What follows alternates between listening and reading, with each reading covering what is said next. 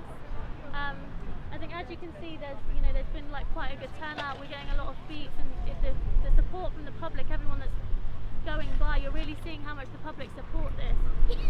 I'm a third-year student nurse, so I qualify next month. So I'm coming into this profession at a time where we need to be speaking up about all of the injustices that we're facing.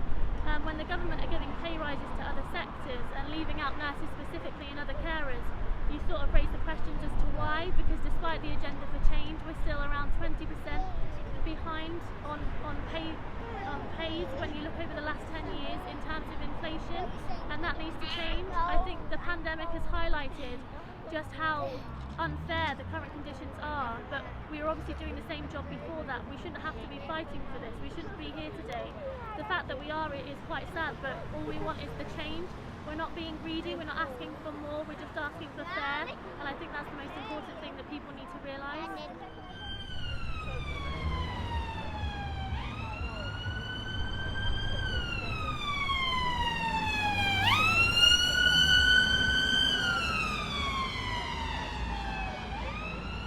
Hi, my name's Tom Barker. I'm the Secretary of Sabre NHS Leicestershire. We've called the demonstration today.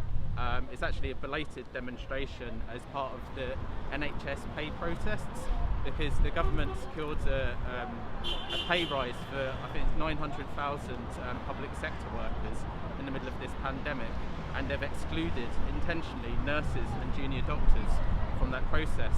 I think one of the things that they say is that the nurses were signed up to a pay deal 2 years ago that lasts 3 years, so it's set to be renewed next year, so that's why they've excluded them.